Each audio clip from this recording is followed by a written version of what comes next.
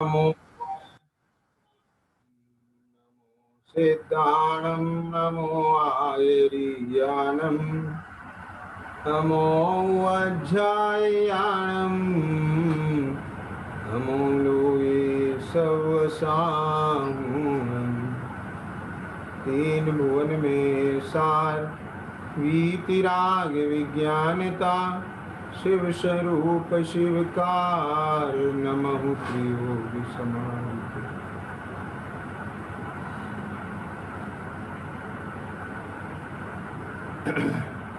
श्रीहड़ाला जी ग्रंथ के आधार से अपना स्वाध्याय का क्रम चल रहा है और इस क्रम में तीसरी ढाल के 10वें छंद की देव जिनेन्द्र गुरु परिग्रह बिन धर्म दया जुत सारो एहु मान समकित को कारण अष्ट अंग जुत धारो।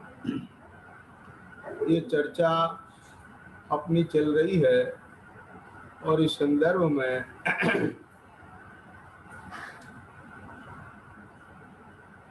अरहंत आदि से प्रयोजन की सिद्धि, उनकी भक्ति का क्या स्वरूप है, ज्ञानी और अज्ञानी जो अरहंत भगवान की भक्ति करते हैं उनका कैसा प्रयोजन पाया जाता है, वो किस प्रयोजन के लिए वो करते हैं, ये सब चर्चाएं अपनी चल रही हैं।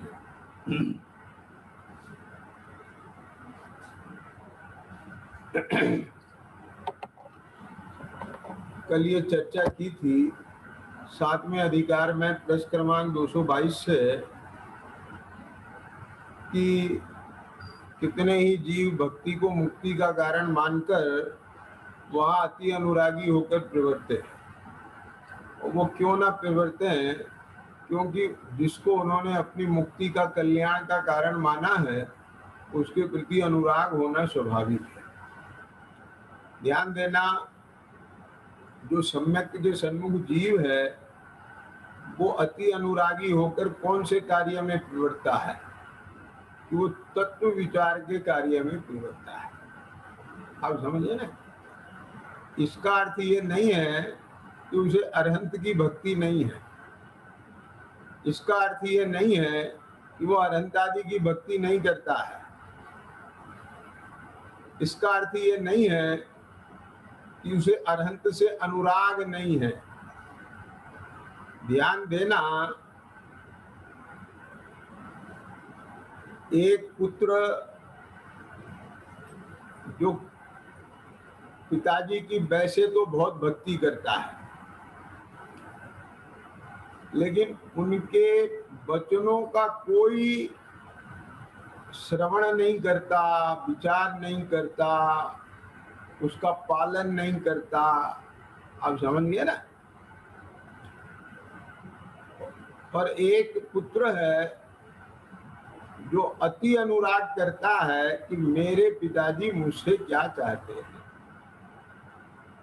वे जो मेरे हित की बात कहते हैं मुझे उन बातों को बराबर समझना है। आप समझे ना। और उन सब बातों पर मुझे विचार करना है। तो वो अति अनुराग विचार में कर रहा है, तो क्या इसका नाम पिताजी के प्रति अनुराग नहीं कहलाएगा? क्या इसका पिताजी की भक्ति नहीं कहलाएगा? और जब आवश्यकता पड़ती है तो पिताजी की सेवा भी करता है, पिताजी की भक्ति भी करता है, उनके नाम को ऊंचा भी करता है, उनके नाम को फैलाता है, बढ़ाता है, सब करता है। ख्याल में आया कि नहीं आया है? और मैं तो आपसे दूसरी बात कह रहा हूं, यदि कोई पुत्र अपने पिता की आज्ञा का अनुसरण करता है, ध्यान से सुनना,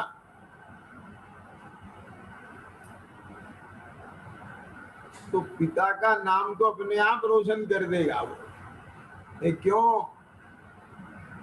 कि पिताजी अपने अनुभव से जो उसे सीख देते हैं ना, मैं लौकिक बात कह रहा हूं अभी यहाँ, अरहंत भगवान पिताजी की नहीं कह रहा हूं।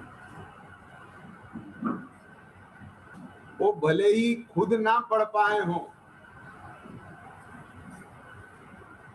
लेकिन वो ना पढ़ने के अपने जीवन में कितने संघर्ष करना पड़े हैं, वो अनुभव से अपने पुत्र को जरूर कहते हैं, बेटा तू पढ़ना। अब बेटा कहे आप तो पढ़े नहीं, मुझे क्यों पढ़ने के लिए कहते हो? अब बात समझे ना। लेकिन जो योग्य होगा वो पिता की हर एक बात पर विचार करेगा कि पिताजी स्वयं नहीं पढ़ पाए लेकिन मुझे पढ़ने के लिए कह रहे हैं, तो इसमें जरूर कोई रहस्य है, मेरा हित है। और जब वो विचार करता है तो ये पाता है कि हाँ वाकई में ही यानी जो जो समस्याएं उनको अपने जीवन में देखने के लिए मिली हैं, वो समस्याएं वो मेरे जीवन में नहीं देखना चाहते हैं। इसके लिए ही मुझे ये निर्देश देते हैं, दिशा निर्देश देते हैं। समझ गए ना, कि हित की बात बताते हैं। और वो जब उस हितोपदेश को वो समझता है और उसका अनुसरण करता है तो योग्य बनेगा कि नहीं बनेगा? और जब योग्य बनेगा तो पिता का नाम तो वैसे ही रोशन हो जाएगा। बात समझ गए ना। अब इससे बड़ी भक्ति और क्या होगी पिता के प्रति? और पिताजी भी तो यही चाहते हैं ना। और वो कभी ऐसे अपने पिता को संकट में देखेगा क्या? दुख तकलीफ में देख सकता है क्या? एक बार को पूरी भक्ति करने वाला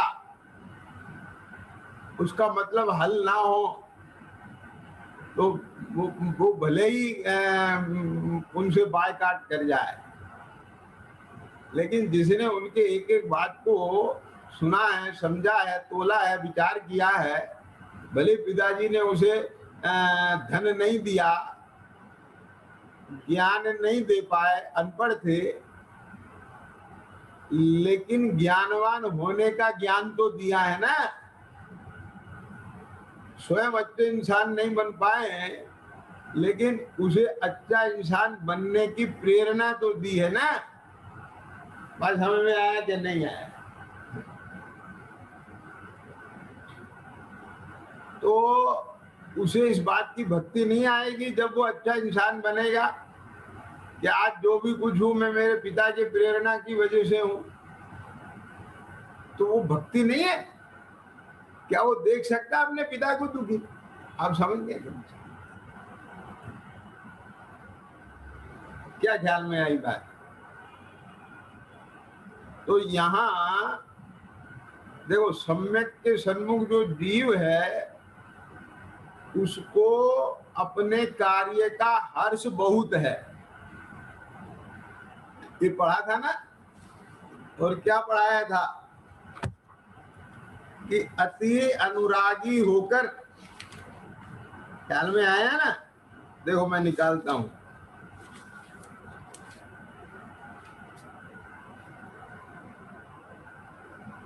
दो 260 नंबर के पेज पे, अपना कार्य करने का इसको हर्ष बहुत है, इसलिए अंतरंग प्रीति से। और प्रीति क्या होती है? अनुरागी होता है। क्या कहा? अंतरंग से प्रीति होती है।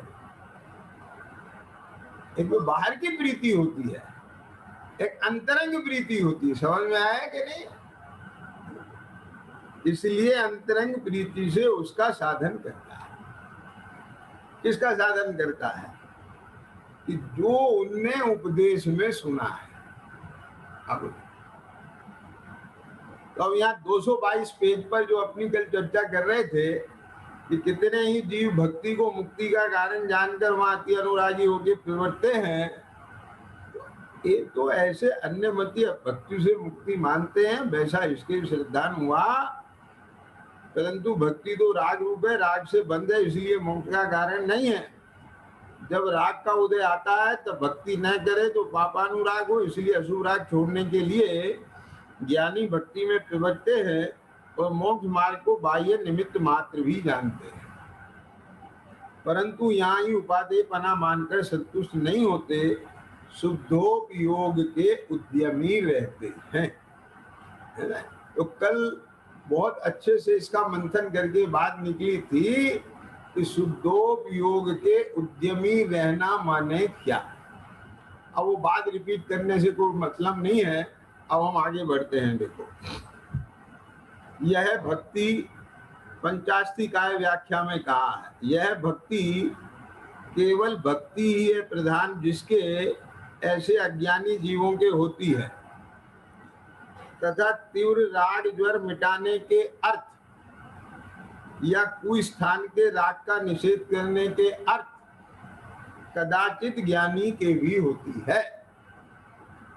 ज्ञानी को भक्ति का निषेध नहीं है, ध्यान से सुनना, क्योंकि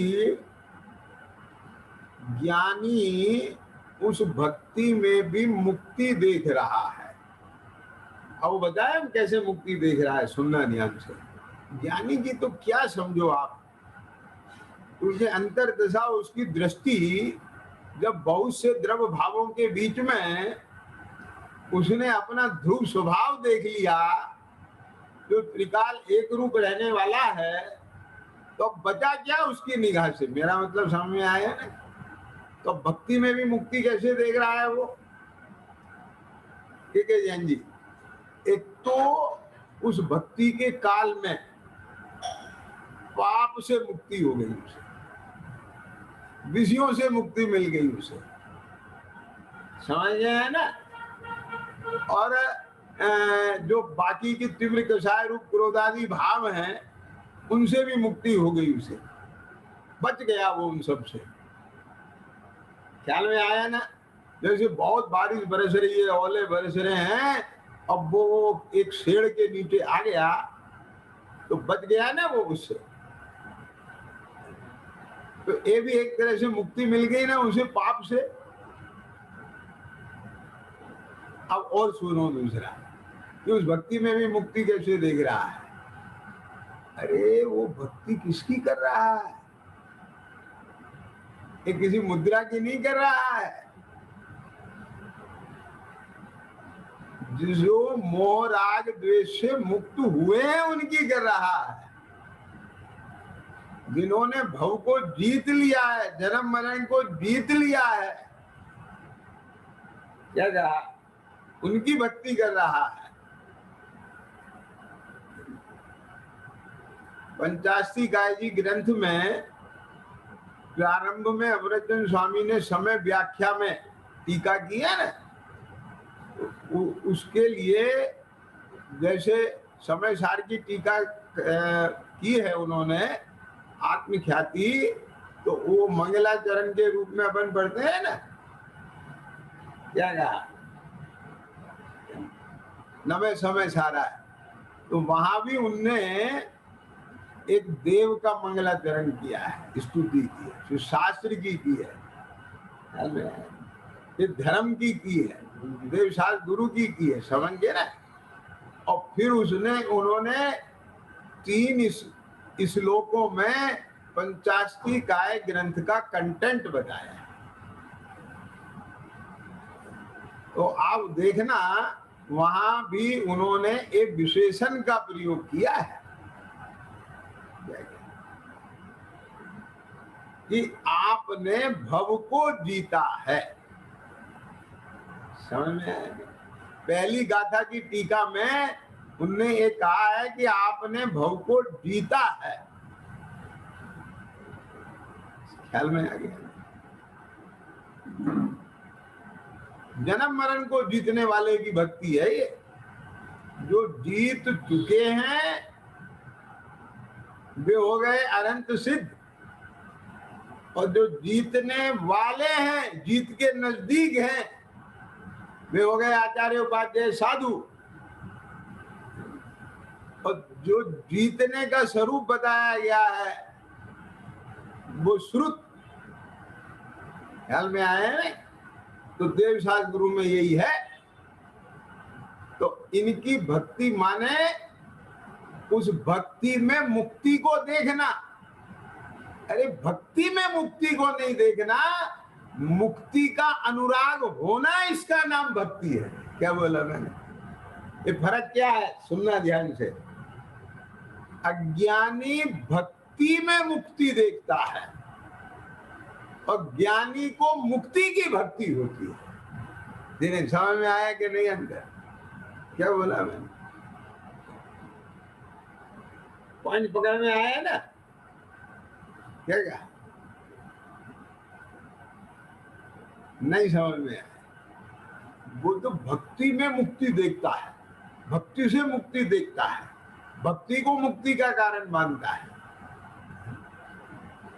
लेकिन ज्ञानियों को मुक्ति से अनुराग होता है,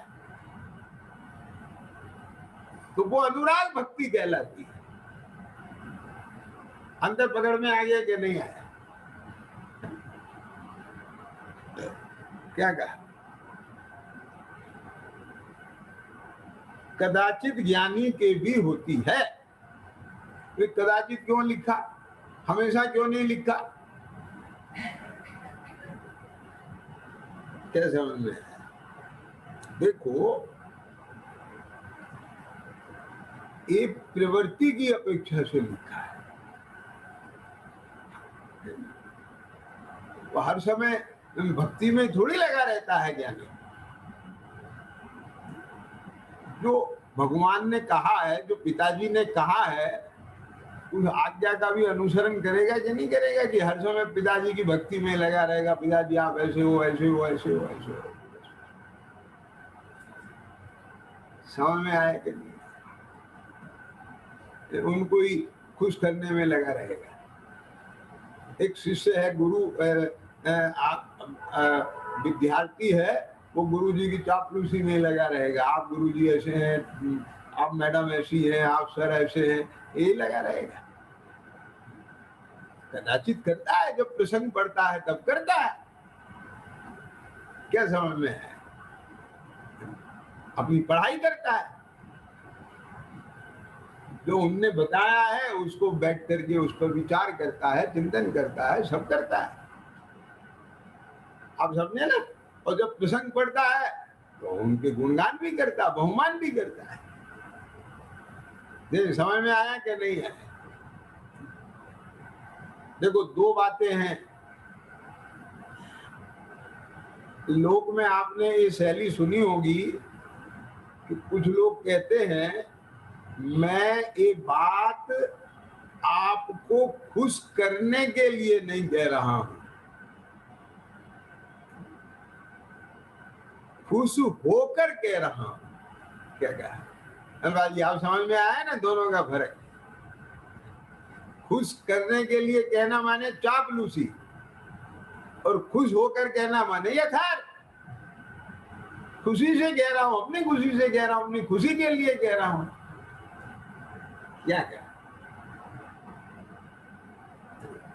तो वो हर समय नहीं होती है। मेरा मतलब समझ में आया है ना?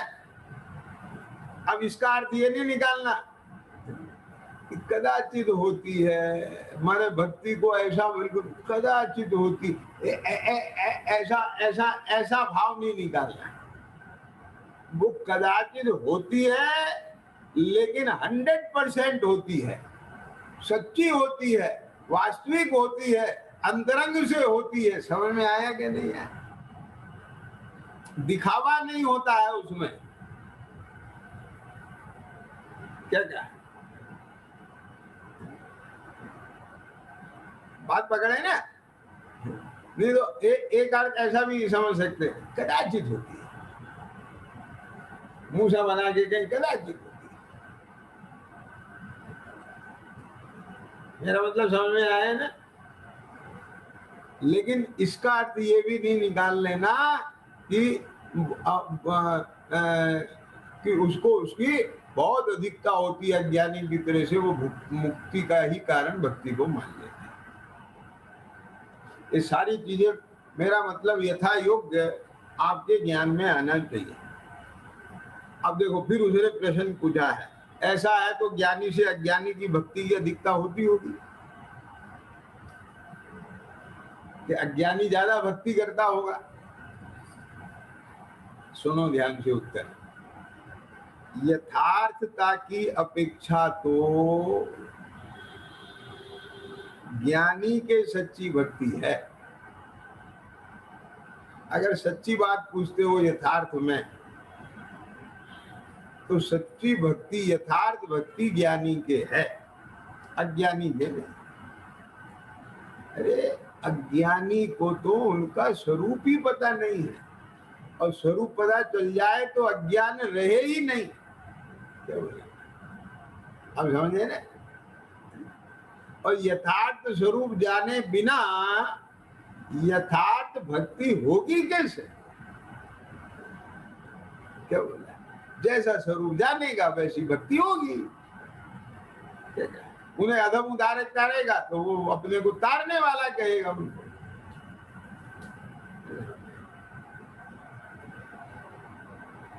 समझ में आ गया ना जो चर्चा अपन पहले करके आए हैं?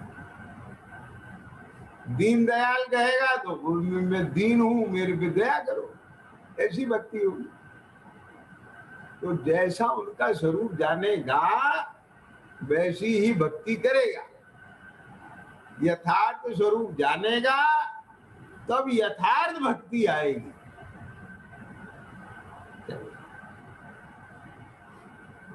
समझ में आया ना? मतलब क्या हुआ इसका? ये सुनो ध्यान से। चलो मैं कह ही देता हूं, है ना? देखो,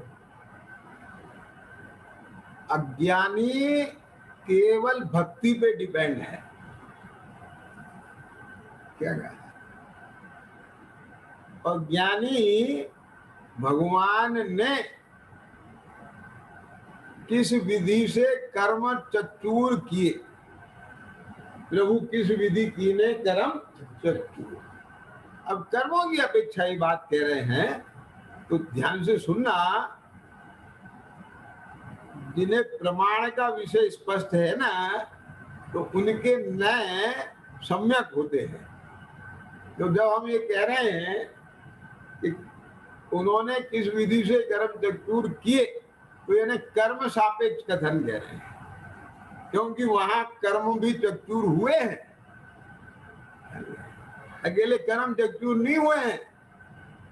उन्होंने अपने स्वरूप की स्थिरता भी की है, अपने स्वरूप की स्थिरता पूर्वक 4 घाती कर्मों का अभाव भी किया है, मोह राग द्वेष भी जीते हैं।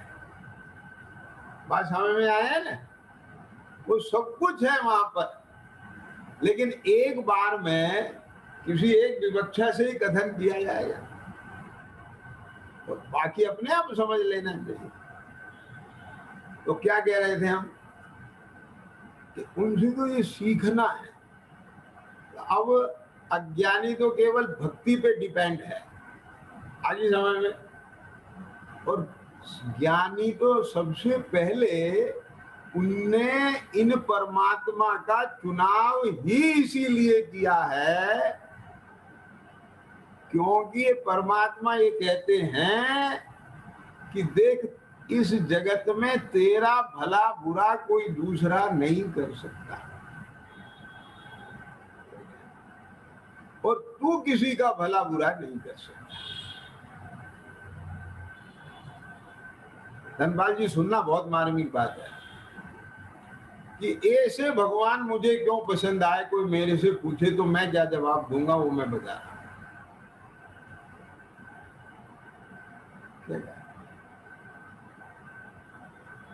क्या बोला? फिर से मैं रिपीट कर रहा हूं कि मैंने ऐसे भगवान को क्यों चुना जो भगवान ये कहते हैं कि मैं किसी का भला बुरा नहीं कर सकता, अपने भक्तों का ना अपने भक्तों का कर सकता हूं भला, और ना ही मैं अपने निंदकों का बुरा कर सकता हूं। समझ में आ गया? तो भगवान जी आप ये बताओ, आप कर नहीं सकते कि करना नहीं चाहते? क्या कहा? समझ गए ना? कर नहीं सकते या करना नहीं चाहते। कि बोले मैं कर नहीं सकता, और जब कर नहीं सकता तो इसीलिए करने का भाव खत्म हो गया मेरा। समझ में आया?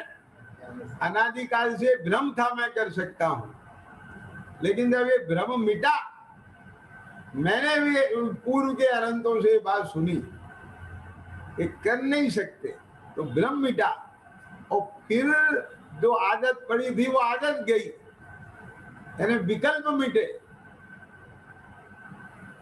जब भ्रम मिटा और ये विकल्प मिटे, धनपाल जी सुनना, तब ही मेरी सारी एनर्जी, चेतना जो द्रव्यों के सन्मुख जाती थी कि मैं इनका भला कर दूं, जरा सा गुस्सा आया तो मैं इनका बुरा कर दूं, ये मेरा भला कर सकते हैं, मेरा बुरा कर सकते हैं, ये मेरा भला कर सकते हैं तो मैं इन्हें खुश करूं। क्या समझ में आ गया? ये मेरा भला कर सकते हैं तो ये मेरे से नाराज ना हो जाए, ये मेरा बुरा कर सकते हैं तो मैं इनसे सावधान रहूं, कहीं बुरा ना कर दें। मेरा मतलब समझ में आया ना?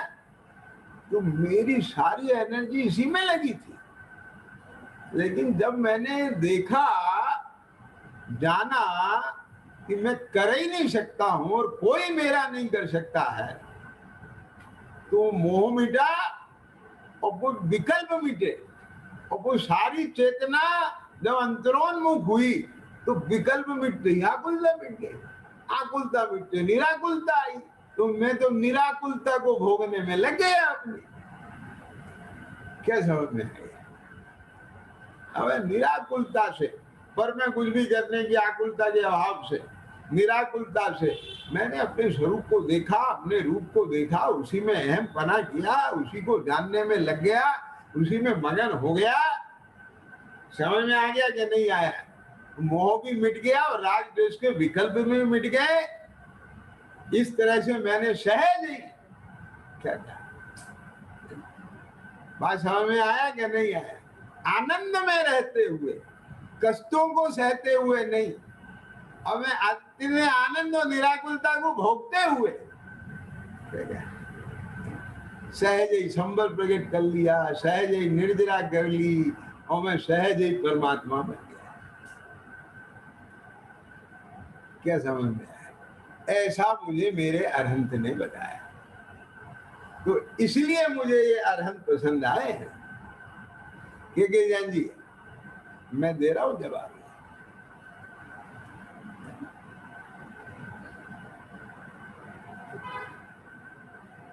दो बातें बोली थी। एक क्यों पसंद आए हैं कि मेरे इन आदर्श ने, मेरे इन भगवान ने बताया कि मैं किसी का भला बुरा नहीं कर सकता, और है ना, और तेरा भी नहीं कर सकता, तू भी किसी का नहीं कर सकता। आई समझ में? कोई किसी का नहीं कर सकता। तो मैंने पूछा, भगवान आप कर नहीं सकते कि करना नहीं चाहते? तो कर नहीं सकता। क्यों? अगर वो ये कहते करना नहीं चाहता, के जैन जी, मालूम उसमें एक ऑप्शन था कि ये नहीं करना चाहते तो शायद कोई और कर दे, मैं उसके पास चला जाऊं। लेकिन जब ये कह रहे हैं मैं नहीं कर सकता, तो जब ये ही नहीं कर सकते तो जगत में और बचा कौन जो कर सकता है? क्या समझ में आ गई? क्या मतलब वो तो कर सकते हैं ना, उनके पास तो कर सकते हैं, भला बुरा कर सकते हैं। नहीं, वीतरागी है, तो पता है। अरे वीतरागी नहीं भी हो, वीतरागी नहीं भी हो तो भी नहीं कर सकते। कोई रागी द्वेषी होए वो भी नहीं कर सकता। बोलो, बताओ मुझे। प्रदुमन चरित आपने पढ़ा है, 16 दफे उसे मारने की चेष्टा की, बुरा करने की कोशिश की, हुआ बुरा?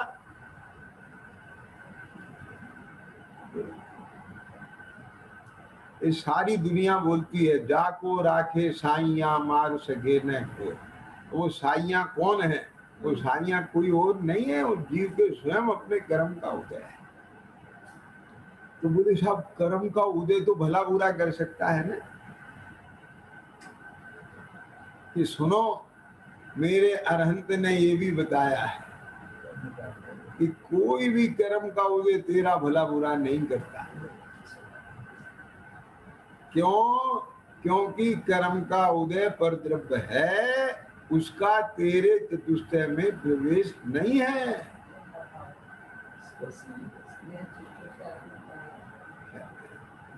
तो साहब मैंने तो आपके शास्त्रों में पढ़ा है एक कर्म बहुत बुरा करते हैं, इसलिए इन कर्मों को जीतो, कर्म से भला होता है। कि भाई ये भला बुरा एक जीव की मान्यता है। धनपाल जी क्या क्या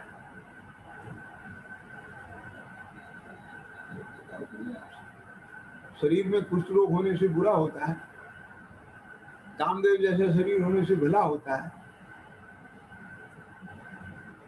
तो मुनीश्वरों का बुरा कितना हुआ होगा जिनके 700 वर्ष से कुष्ठ रोग। अभी बताया था ना, दुख का कारण मिथ्यात अवृत्ति प्रमाद कषाय ये हैं। और सुनो, इनमें भी द्रव कर्म का उदय नहीं है दुख का कारण, वो निमित्त कारण है। के जैन जी, दुख रूप जो जीव को वेदन होता है ना, क्या कहा इधर, जो वेदन होता है आकुलता की जो वेदन होता है, वो स्वयं इसका अनुभव है। यानी जब वो चिद विकार है, जब यह चैतन्य स्वयं भाव्य भावक भेद शंकर दोष का परिहार न कर सकने के कारण से वेद ज्ञान के अभाव में द्रव्य कर्म के विपाक को जानने में आता है और उसे अपना रूप मानता है और उसका अनुभव करता है,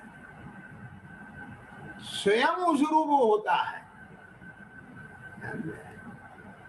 तब इसका वो स्वाद आता है। लेकिन यदि वह वही, मैंने क्या कहा आपको पहले भी बताया था कि जबान खारी नहीं होती, जबान पर नमक की डली आने से नमक के खारेपन का ज्ञान होता है, उसका नाम है जबान खारी होती है। यदि तुम्हें वो अनुभव पसंद नहीं है, वो स्वाद पसंद नहीं है, तो वो स्वाद तेरी जबान में से थोड़ी आ रहा है, वो तो नमक के संसर्ग से आ रहा है। थूक दे उसे। क्या कह गए हम? आप बात पकड़े ना, कितनी मार्मिक बात है ये। बोलो लौकिक में हर आदमी यही करता है कि नहीं करता है? जो उसे स्वाद पसंद नहीं होता थूक देता है उसे। क्या अरे तुझे आकुलता पसंद नहीं है, तो जो निमित्त से तो उसका लक्ष्य मत कर। क्या कर? अब समझ में आया कि नहीं है? लेकिन ध्यान रखना, अज्ञानी भी ऐसे ही करता है, लेकिन ज्ञानी स्वरूप के आश्रय से उससे अपना उपयोग हटाता है। अज्ञानी एक निमित्त से हटाता है तो दूसरे निमित्त पे लगाता है। क्या बोला द्विध्रुव? पकड़ में आई बेटा बात? और ज्ञानी अपने स्वरूप के अवलंबन पूर्वक वहां से भिन्न पड़ता है, तो स्वरूप का आश्रय लेता है तो स्वाद सुखरूप आता है। अज्ञानी भी जहां उसे नहीं रुचता तुरंत थूकता है, लेकिन तुरंत अपनी जबान पे कोई दूसरा विषय रखता है। क्या कहेंगे? क्या क्या कुछ आई पकड़ में कि नहीं आई? धनपाल जी क्या बोले? अज्ञानी विषय बदलता रहता है और ज्ञानी स्वयं स्वरूप को विषय बना देता है।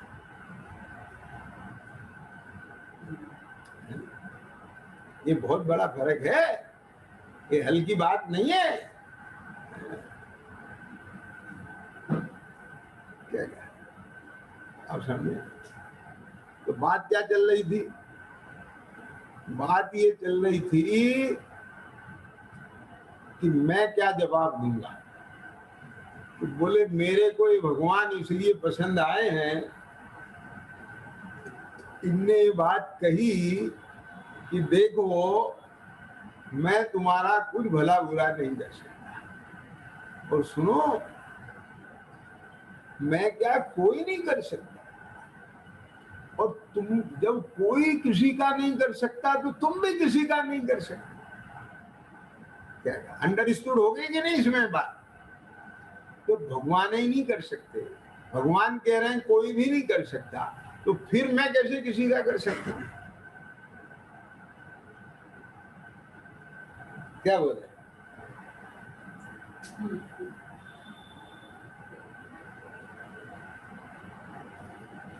तो बोले साहब ये भला बुरा कैसे होता है फिर मेरा?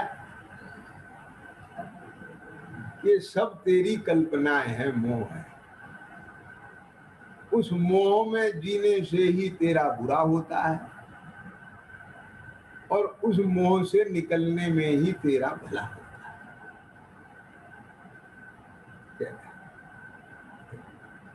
ये राग आदि विकल्पों में प्रवर्तने से ही तेरा बुरा होता है, और स्वरूप के अवलंबन है ना, ये स्वरूप जानकर क्या कहा कि कोई मेरा भला बुरा नहीं करता, मैं किसी का नहीं करता।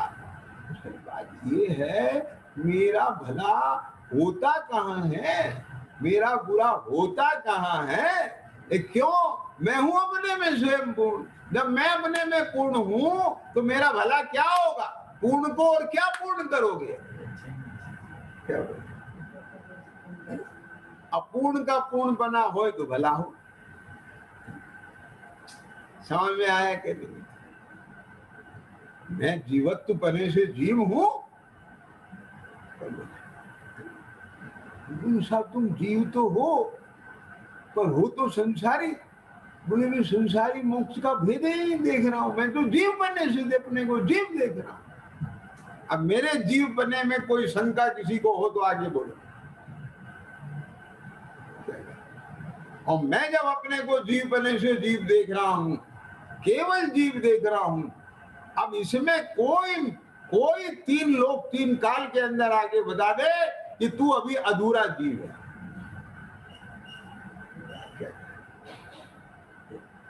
मैं तो मेरे पारणामिक भाव से, जीवत्व भाव से अपने को जीव देख रहा हूं ना। क्या समझ में आई?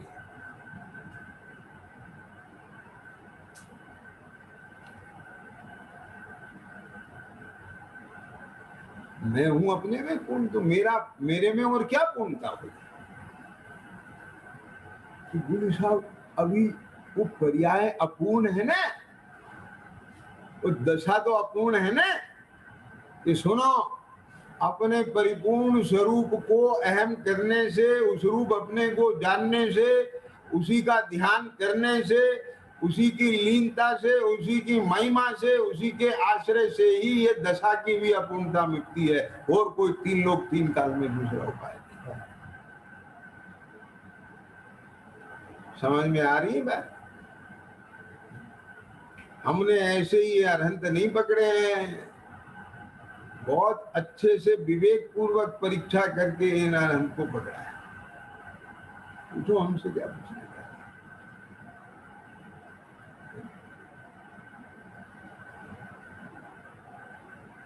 आई समझ में ना? तो क्या कि इनकी देशना से भ्रम मिट गया, लेकिन मेरी ही अपनी ऐसी कमजोरी है कि उस स्वरूप का आश्रय निरंतर नहीं रहता, उसकी श्रद्धा निरंतर रहती है, ज्ञान में है, लेकिन उपयोग रूप नहीं रहता। उस अस्थिरता की वजह से पर का लक्ष्य होता है। अभी यहाँ पर मोह नामक कर्म सत्ता में है, अभी उनका क्षय नहीं हुआ है, वो उसका उदय आता है, उपयोग फिर उसके सन्मुख हो जाता है, क्योंकि एक क्षेत्र होगा है। समझ में आया कि नहीं आया? ये द्रव कर्म है ना, ये नमक की डली से जीभ की तरह से जीभ पे नहीं आते। और मैंने नमक की डली का दृष्टांत दिया था ना, वो स्थूल था। ये द्रव कर्म ऐसे जीभ पे थोड़ी रखे रहते हैं नमक की डली की तरह से। ये तो आत्मा के साथ में दूध पानी की तरह से मिले हैं। क्या बोले? जब उनका उदय आता है तो एक क्षेत्र वहां बनेंगे, वो पूरा उसी कार होता है। लेकिन ये तो भेद ज्ञान की ताकत है कि विशेष में सामान्य को देखने की ताकत है उसके पास। और जब उस ताकत का इस्तेमाल जीव करता है तब उससे भिन्न पड़ के स्वरूप का आश्रय लेता है। एक प्रकार से कहें स्वरूप का अवलंबन लेने पर ही भिन्न पड़ता है। क्या बोला? स्वरूप का अवलंबन होने पर ही भिन्न पड़ता है, भिन्न पड़ के फिर अवलंबन लेता है। इस प्रकार से अवलंबन बढ़ता जाता है और वो भिन्न पड़ जाता है, पूरा उपयोग स्वरूपाकार हो जाता है। और जितने काल स्वरूपाकार रहता है उतने काल कर्म। ख्याल में आया? पड़ा हो सत्ता में, उसका विपाक चल रहा हो, चाहे जो हो भगवान जाने, हमको उसका कुछ अनुभव नहीं होता। और जब हमको अनुभव नहीं होता तो हमें हमारे कोई भी नया राग द्वेष भी नहीं होता, कोई हिंसा झूठ चोरी कुछ परिग्रह नहीं होता। समझ में आ गया कि नहीं आ गया? अब इतना संबंधी आश्रव बंद भी नहीं होता। आई बात समझ में कि नहीं? तो अब वो ये कितना सुंदर मुक्ति का मार्ग बता दिया उन्होंने, जहां मेरी चेतना सारी दुनिया की तरफ लगी रहती थी, भगवान की तरफ ही टकटकी लगा के लगी रहती थी कि ये मेरा भला करेंगे, है ना? तो समर्पित क्या तो मुंह तो पूरा खड़ा है। मेरा मतलब समझ में आया कि नहीं आया? भ्रम जाल तो पूरा खड़ा है वहां। कौन सी मुक्ति मिली अज्ञानी को? ना तो अज्ञानी को मोह से मुक्ति है, ना विकल्प से मुक्ति है। सब विकल्पों से तो मुक्ति हो गई उसकी। ये कौन से विकल्पों से हो गई? तुम्हें लगता है व्यापार धंधे के विकल्पों से मुक्ति हो गई, पंचेंद्रिय के विषयों से मुक्ति हो गई, बस अब तो उसे भक्ति में ही लगा रहता है। समझ में आया? तो भक्ति का विकल्प कितना है? उसे 2 मिनट भी भक्ति का विकल्प रुक जाए तो उसे आफत आती है, मेरी मुक्ति भाग जाएगी। अज्ञानी से पूछो, मैं सही बदला ना वहां देखे जाएंगे। उसकी एक भी क्रिया छूट जाए तो उसके दम बन जाते हैं। ये बात मैं बोल रहा हूं और आप इसका अर्थ ये नहीं निकाल लेना कि उस क्रिया के प्रति मेरी उपेक्षा है। उपेक्षा नहीं है। मैं भी शिथिल नहीं होता हूं अपने आवश्यक में, लेकिन इसलिए शिथिल नहीं होता हूं कि शिथिल हो गया तो मुक्ति रुक जाएगी, इसलिए नहीं, इसलिए कि मुझे शिथिलता को रोकना है। क्या बोला? तो शिथिल होने से मेरे अंदर शिथिलता बढ़ती है और ये शिथिलता का मार्ग नहीं है, ये सजगता का मार्ग है। मेरा मतलब समझ में आया कि नहीं? तो अभिप्राय अलग है कि नहीं उसमें? समझ में आ रहा है कि नहीं आ रहा है?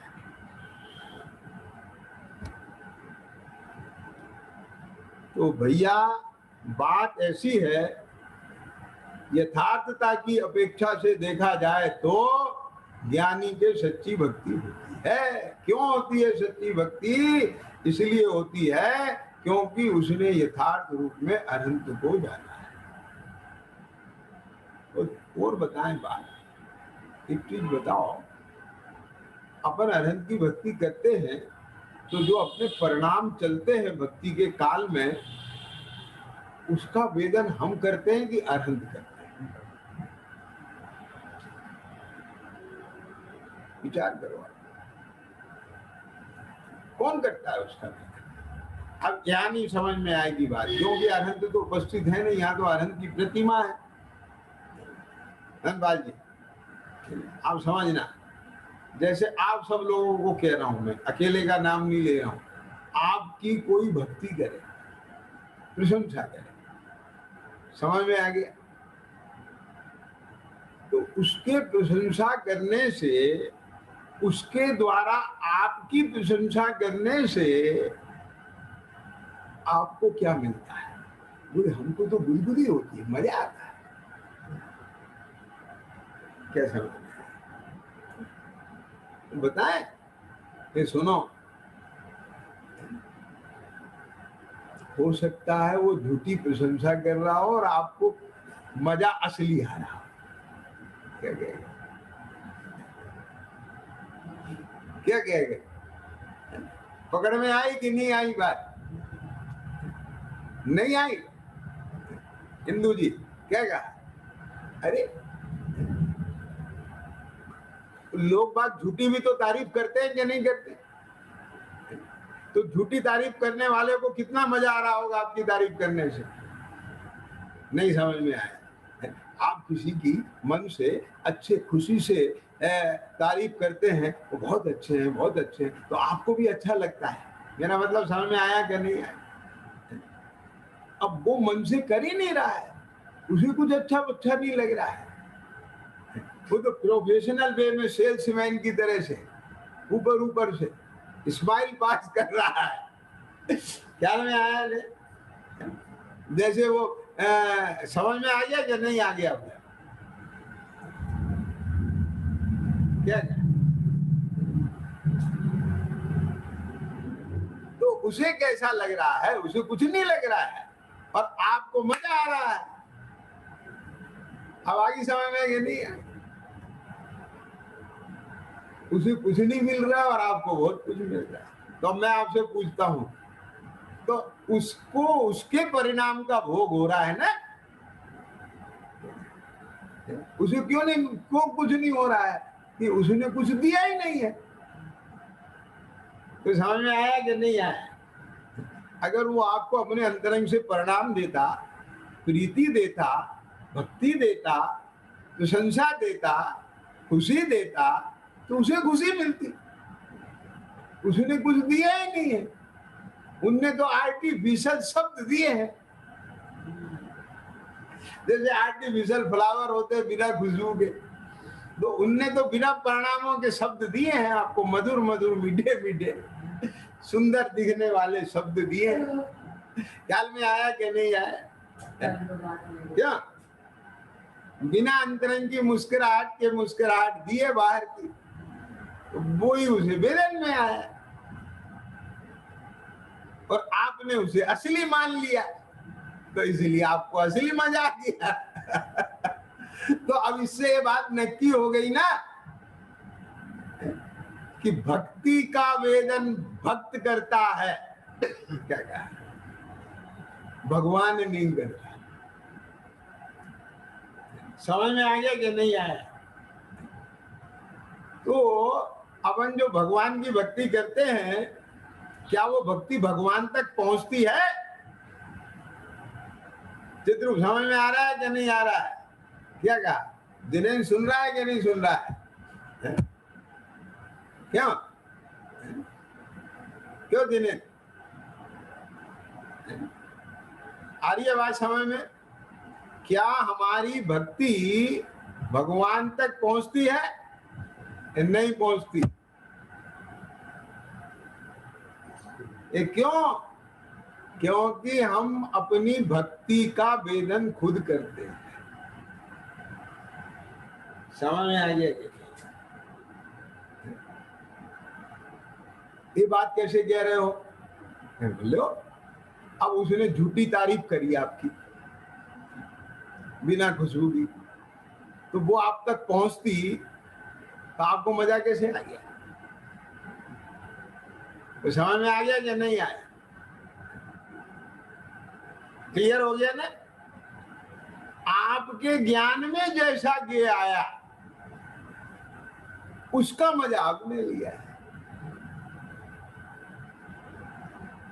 समझ में आ गया कि नहीं आया? किसी ने असली भक्ति की हो तो आपको झूठी लगी हो तो मजा नहीं आएगा, और किसी ने झूठी की हो और आपको सच्ची लगी हो मजा आ जाएगा। क्या क्लियर हो गया क्या नहीं हो गया? तो हर व्यक्ति अपने परिणाम का भोग करता है, दूसरे का नहीं करता। समझ में आ गया क्या नहीं आया? तो ये जो भक्ति है, क्या कहा, भगवान की भक्ति है, तो वो भक्ति हमारी भगवान तक पहुंचती ही नहीं है। क्या बोला? ये कितना इंडिविजुअल धर्म है, एकदम व्यक्तिगत। आप बात को समझने की चेष्टा करें। एक ज्ञानी को इसीलिए इन देव के प्रति, इन अरहंत के प्रति एक्सट्रीमली बहुमान आता है कि उन्होंने तो मुझे बिल्कुल स्वाधीन और स्वतंत्र बना दिया, ये सारे मेरे भीतर से माया जाल निकाल दिए। ख्याल में आया क्या? समझ में आया? वाह! जो भगवान ये कह रहा है कि तेरी भक्ति मेरे तक नहीं आती, तेरी भक्ति का वेदन तू खुद करता है, क्या उसके प्रति भक्ति नहीं आएगी? अंतर से भक्ति आएगी, और जो अंतर से भक्ति आएगी तो उसका आनंद भी अंतर में आएगा। अज्ञानी तो बेचारा उस आनंद से वंचित है। क्या क्या?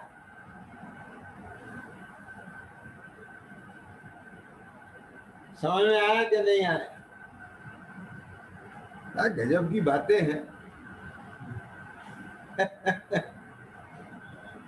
बोलो, अरे कब 1 घंटा बीत जाता पता नहीं चलता। बोलो बता, तो ऐसे 33 सागर कब बीत जाते हैं स्वर्गों में पता नहीं चलता। धर्म चर्चा ही चलती रहती। क्या क्या? लेकिन ध्यान रखना, धर्म चर्चा से गुण स्थान नहीं बढ़ता। चर्चा का विकल्प मिटे और निर्विकल्प निराकुल होकर के स्वरूप में स्थिर होवे, तब गुण स्थान बढ़ता है। इसलिए स्वर्ग के देव 33 सागर तक धर्म चर्चा करते हैं तो भी चौथा गुण स्थान ही रहता है। ख्याल में आ गया? क्योंकि कषाय शक्ति नहीं गई है। खैर वो विषय अलग हो जाएगा। तो बात में बात कह दी मैंने, इसलिए कह दी है कि कहीं इस चर्चा को ही उपादेय नहीं मान के बैठ जाए। भाई साहब देखो चर्चा कितनी आनंद में होती है, समझ में आया ना? आनंद में होती है, भी कथाओं की अपेक्षा से ले लें। कैसी निर्भरता आती है, कैसी रसीले बातें होती हैं, कैसा स्वरूप सामने आता है। ये बातें हमने सुनी नहीं है, और मुझे तो इन बातों की कभी इस तरफ दिमाग ही नहीं है, कभी ये बातें ख्याल में ही नहीं है। कैसा कैसा गजब का स्वरूप, क्या चित्र समझ में आ रहा है कि नहीं आ रहा है? कैसे कैसे एंगल है, दृष्टिकोण है, हमको इन दृष्टिकोणों से देखना चाहिए। ऐसे भाव आना चाहिए ना, अकेले भाव आ जाए तो काम बन जाएगा। देखना चाहिए और देखें। क्या कहा? और देखे ही नहीं, सदैव देखे। आई बात समझ में कि नहीं है?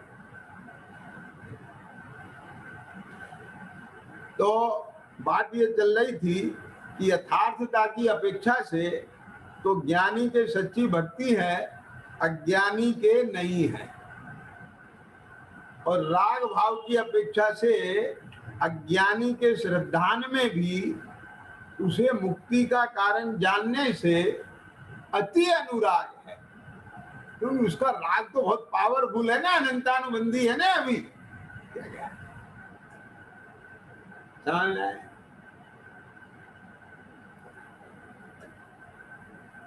क्या वो तीव्र होता है उसका, अब वो पूरा लग जाता है बस उसमें, पकड़ उसकी बहुत है उसे, तो इसलिए भक्ति की पकड़ हो जाती है। बात समझ में आया के जैन जी? तो वो आश्रम की पकड़ है, अगर मैं इनडायरेक्ट वे में कहूं तो। और पकड़ किसकी होना चाहिए? स्वभाव की। क्या क्या तत्व निर्णय की, उस सिद्धांत की, उस स्वरूप की। आई बात पकड़ में कि नहीं आई? है? आई ना? पकड़ में आई, तो इसकी पकड़ बहुत तीव्र होना चाहिए जो बात पकड़ में आई, नहीं तो फिसल जाती है बात। अभी तो पकड़ में आती है और 5 मिनट में ही वो बालू के मुट्ठी बांधने की तरह से सब निकल जाए, खाली मुट्ठी। वो अभी तो भरी थी, अब वो कहाँ चली गई? क्या समझ में आएगा? रिस जाता है। ध्यान से सुनना, उस बालू को भी अगर आप मुट्ठी से नहीं रिसाना चाहते तो पता है उस बालू में जल मिला लो, अकेला जल भी रिस जाएगा, अकेली बालू भी रिस जाएगी, और बालू में जल मिला लिया तो उसका लड्डू हाथ में ही रखा रहेगा। क्या समझ में आई बात? चित्र पकड़ में आ गई कि नहीं आ गई? ऐसे इस ज्ञान के साथ भाव भाषण का जल मिला लो।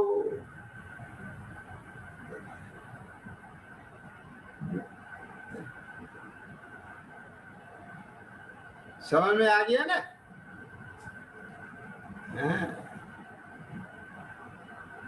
उसके अभ्यास का जल मिला लो, उसकी निरंतरता का जल मिला लो। आप अभ्यास भी कर रहे हैं, वहां तत्व ही नहीं है, निरंतर भी कर रहे हैं, तत्व ही नहीं है। समझ में आई है ना? और तत्व है और आप अभ्यास नहीं कर रहे हैं, ये पकड़ रहना चाहिए। आई समझ में पकड़? तो क्या कह रहे हैं यहाँ पर? राग भाव की अपेक्षा अज्ञानी के श्रद्धान में भी उसे मुक्ति का कारण जानने से, अज्ञानी क्या जानता है? ये भक्ति मुक्ति का कारण है। अति अनुराग है। किससे अति अनुराग है?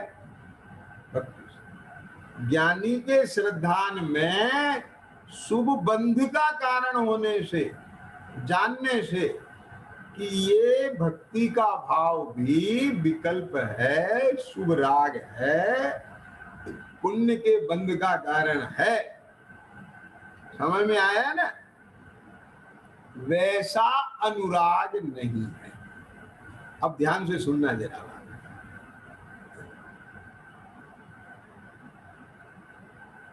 क्या कहा? इसके दो अर्थ निकलते हैं विनय। अब स्थूल रूप से देखोगे ना तो आपको ये समझ में आएगा कि अज्ञानी को अति अनुराग है, और ज्ञानी के सिद्धांत में सुबंध का कारण जानने से वैसा अनुराग नहीं है। मतलब फीका फीका अनुराग है तो सही अनुराग, ढीला अनुराग है।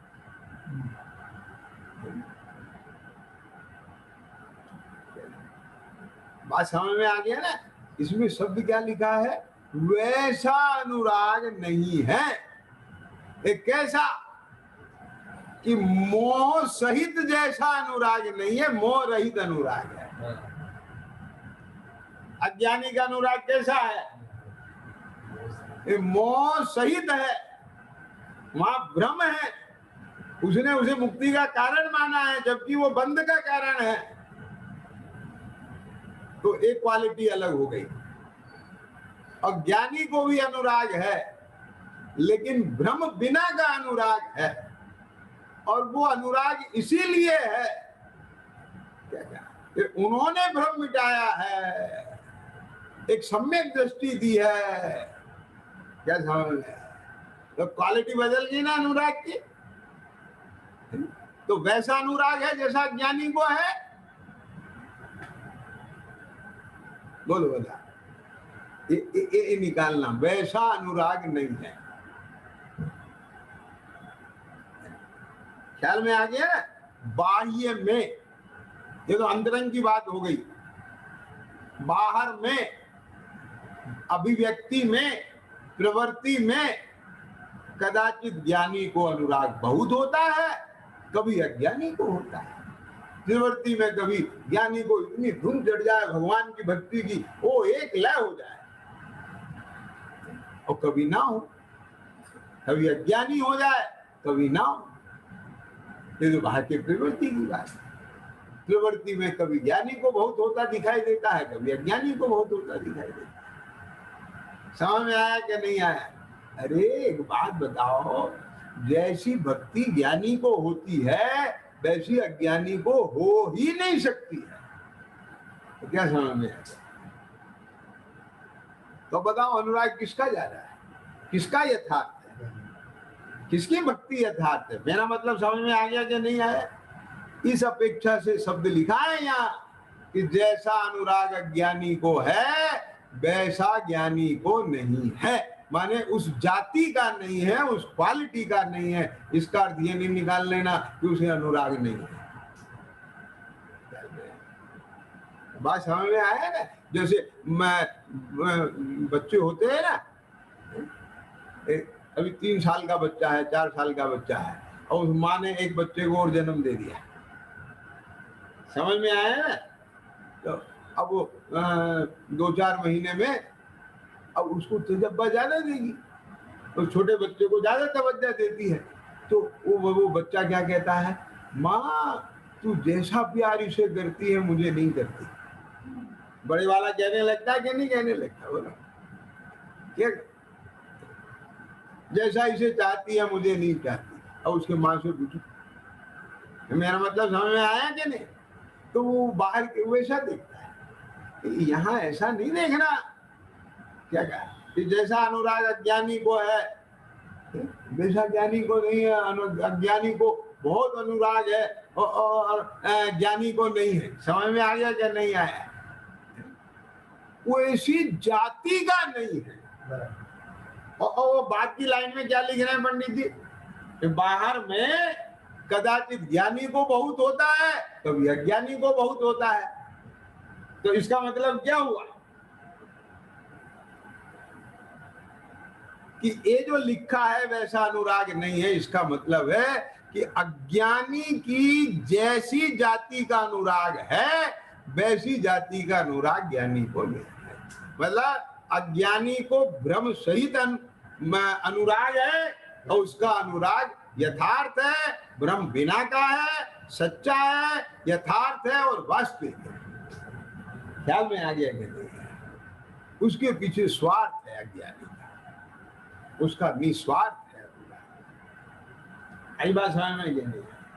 उसकी निमित्ताधीन दृष्टि है। ज्ञानी को निमित्त का विवेक है और निमित्त का बहुमान है, लेकिन निमित्ताधीन दृष्टि नहीं। अब आगे समझ में नहीं? बोलो अरहंत के प्रति, देव के प्रति कितना अपने को नजरिया बदलना पड़ेगा। उनकी भक्ति के प्रति ये सारा स्वरूप आपके जानने से कुछ तो लाभ मिला होगा कि नहीं मिला होगा? ये 3-4-5 दिन चर्चा चली है, अपने लिए हैं इसे, इस लाइन कोई विशेष खुल गई है ये। नहीं तो एक लाइन में सामान्य अर्थ हो जाता है इसका कि देव जिनेन्द्र गुरु परिग्रह धर्म दया जो सारो ये हुमान संगीत को कारण है।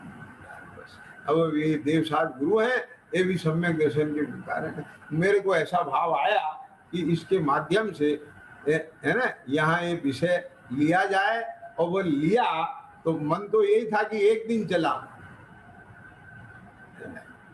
ख्याल में नहीं, मुझे भी नहीं पता था कि ये खान इतनी खुलती चली जाएगी, इसमें से इतना माल निकलेगा। ख्याल में आ गया ना? तो आप अपन सब इसका लाभ लेवें इसी मंगल भावना के साथ। सहजानंदी शुद्ध स्वरूपी अविनाशी मैं आत्मस्वरूप सहजानंदी शुद्ध स्वरूपी अविनाशी मैं आत्म